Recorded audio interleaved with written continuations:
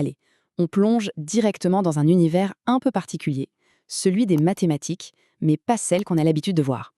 On va explorer ensemble des idées vraiment étranges, des concepts qui semblent tordre, voire briser, les règles de la réalité elle-même.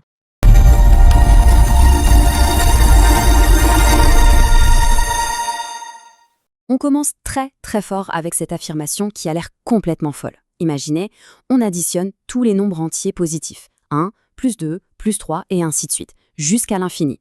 Le résultat, il serait de -1/12. Non, ce n'est pas une erreur ou une blague, c'est le résultat de la sommation de Ramanujan, une méthode mathématique très sérieuse qui arrive à donner un sens à des sommes qui, normalement, n'en auraient pas. Comment une chose pareille est-elle possible ? Bienvenue dans le monde des monstres mathématiques.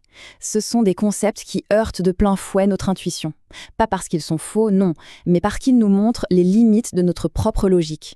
Ils nous obligent à repenser ce qu'on croyait savoir.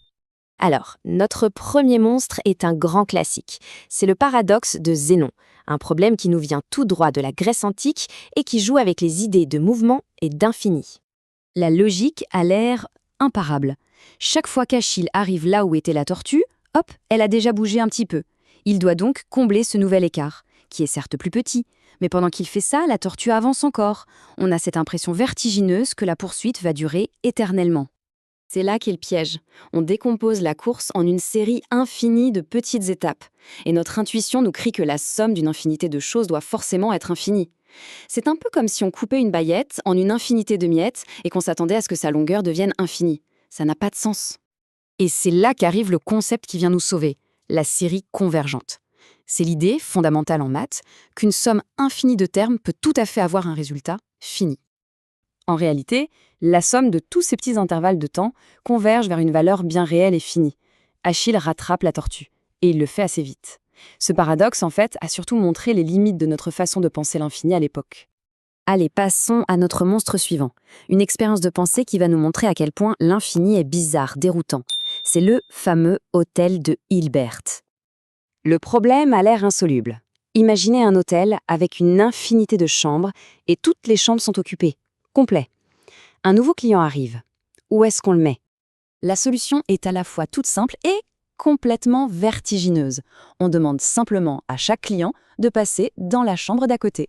Celui de la 1 va en 2, celui de la 2 va en 3, et ça continue comme ça à l'infini. Et voilà, la chambre numéro 1 est maintenant libre. On vient de découvrir une règle étrange de l'infini.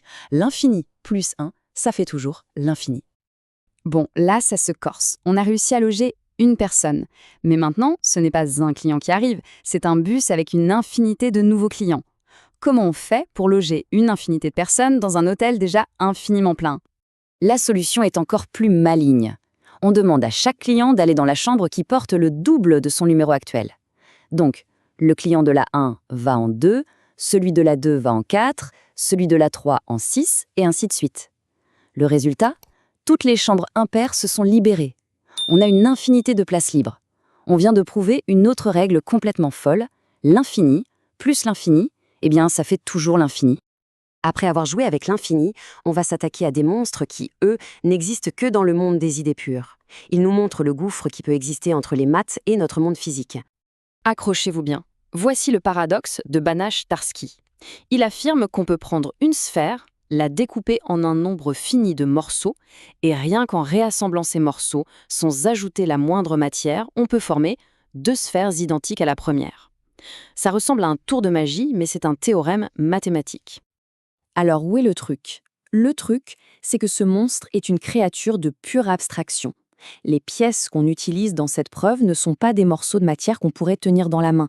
Non, ce sont des ensembles de points infiniment complexes, tellement bizarres qu'ils n'ont même pas de volume qu'on pourrait mesurer. Dans notre monde fait d'atomes, un tel découpage est tout simplement impossible. Laissons un peu les nombres et les formes de côté pour s'intéresser aux monstres qui se cachent dans la logique pure, dans le langage lui-même. Voici le fameux paradoxe du barbier. C'est un problème d'autoréférence. La règle a l'air simple, claire, nette, jusqu'au moment où on essaye de l'appliquer au barbier lui-même. Et là, on est coincé dans une boucle logique sans aucune issue. Chaque option mène à une contradiction.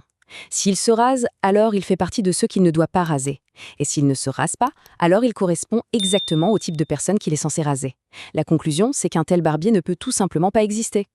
Et cette petite histoire, qui a l'air d'une simple devinette, a en réalité secoué les fondations des mathématiques au début du XXe siècle.